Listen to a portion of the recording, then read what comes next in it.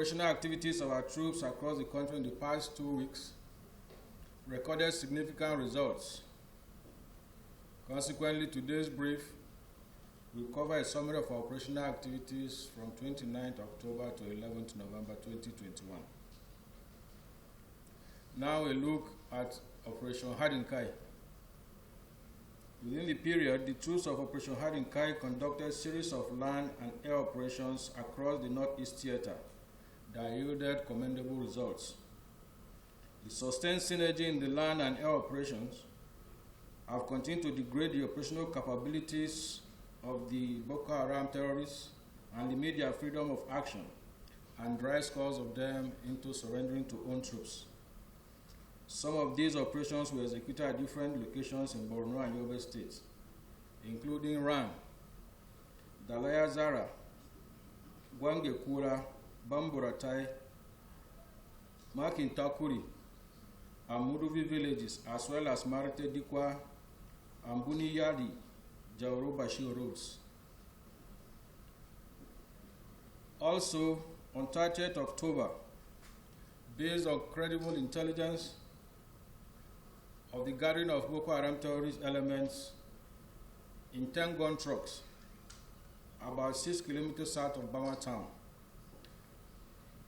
2 NAF platforms were dispatched to that particular location, and they took out all the gun trucks and the occupants of the trucks. Consequently, also, the NAF helicopters are currently on patrol at Abuja-Kaduna railway lines to protect the passengers and the rail tracks. In the course of the operations in the Northeast, within the 2 weeks, 31 terrorists were neutralized and 71 of them arrested, including 2 women logistics suppliers, namely Mrs. Aisha Umar, aged 19 years, with a child of 2 years, and Mrs. Kaltumi Bakura, 20 years also, all resident at the IDP camp in Bama town. Also, a total of 122 assorted weapons were recovered. Additionally, a total of 97 kidnapped civilians were rescued, while a total of 1,186 Boko Haram elements and their families, comprising of 226 adult males, 406 adult females, and 555 children were surrendered to own troops at different locations in Borno State. Now a look at Operation Hadarin Daji. The troops of Operation Hadarin Daji carried out extensive land and air operations across the theater within the period under review. These operations were conducted at different locations, such as Maidebino town in Damusa local government area, as well as Gidandia village at Faskari town, all in Katsina state. Other locations were Gusau Magami Road in Maru local government area, Dauram village in Zurmi local government area, and Muhaya forest, all in Zamfara state, as well as Zodi Hills along Zuru Road in Kebbi State. Cumulatively, a total of 16 criminal elements were arrested, 16 bandits were neutralized, and 6 kidnapped victims were rescued, while 12 assorted arms and 77 rounds of 7.62 ammunition were recovered within the period.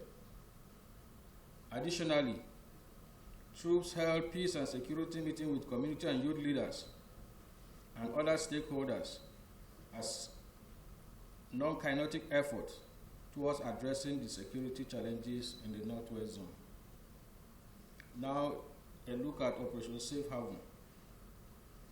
The troops of Operation Safe Haven continued to maintain vigilance and dominator operation within the area with constant land and air patrols to deny the criminal elements freedom of action. The general security in the zone was relatively calm within the period. However, some locations recorded pockets of incidents. Some of these incidents were recorded at Boy Village in Mangu local government area, Rico, Gangere, and Duse Uku areas of Jos North local government area, Haipang village in Barkiladi local government area, Gumsha village in Kanam local government area of Plateau State. Other locations are Gurawa village under Kundum district in Tafa Bala local government area of Bauchi State, as well as Jankasa village in Zangon Katab local government area, Wasa station in Sanga local government area, and Agban village in Jama'a local government area of Kaduna State. These operations led to the recovery of 7 assorted weapons, 19 rounds of 7.62mm ammunition, and 104 livestock, among other items, were recovered by the troops. Also, troops respond to distress calls, helped in repelling and forestalling criminal elements and their activities, thereby leading to the rescue of 33 victims of armed bandit attacks and kidnap incidents, and also the arrest of 23 criminal elements within the period. Furthermore, Operation Safe Haven conducted a series of non-kinetic operations by engaging the youth in sporting activities. Some of these non-kinetic approach was the Peace and Unity Marathon competition organized by troops in Mangu local government area, where a total of 160 participants from diverse religious and ethnic groups within the area took part, while at the end of the marathon, trophies and prizes were awarded to the contestants. Now we look at Operation Wild Stroke. The troops of Operation Wild Stroke has continued to maintain operational tempo in both its kinetic and non-kinetic operation within the North Central Zone. This also yielded significant results. Within the period, clearance and raid operations were carried out at Bise, Katsina Ala, Zakibiam, Tumbu Atogbenda, Atumbe, and Ayohumba, all in Benue State, as well as Aboda, Udenigida, and Arabaudege communities in Nasarawa State. Cumulatively, a total of 19 assorted arms, including AK-47 rifles, machine guns, 2 locally made pistols, and 6 extra magazines, as well as 79 rounds of ammunition, were recorded within the period. Other weapons recovered include 36 hand grenades, pump action, as well as locally made ammunitions. A total of 9 bandits were arrested and 3 kidnapped civilians rescued. Also, 2 armed bandits were killed in the course of the operations. Also, troops held peace and security meetings with community and youth leaders and other critical stakeholders and security agencies at Dobeli community in Lao local government area of Taraba State, as well as Buruku town in Buruku local government area, Iyeude community, and the palaces of the district heads of Mba and Opoga communities in Guma local government area, and Sedogo community in Katsina Ala local government area. Now we look at Operation Delta Safe. The troops of Operation Delta Safe conducted land, maritime, and air operations within the South-South zone to forestall activities of economic saboteurs and other criminal elements.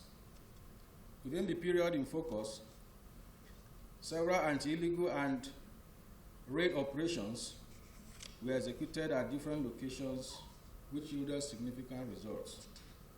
In the course of the operations, troops discovered and deactivated illegal oil refining and bunkering sites. These feats were recorded in Brass, Yenagua, Nembe, and southern Ijaw local government areas in Bayelsa State. While in Delta State, some significant achievements were also recorded in the Sapele, Warri South, and Warri North local government areas.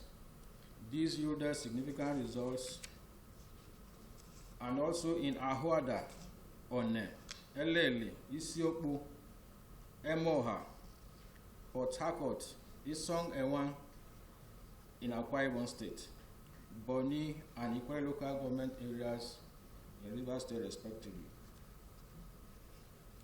Cumulatively, troops discovered and immobilized a total of 20 illegal oil refining sites, 62 ovens, 12 cooking pots and boilers, 8 cooling systems, 19 reservoirs, 18 large dugout pits, 88 storage tanks.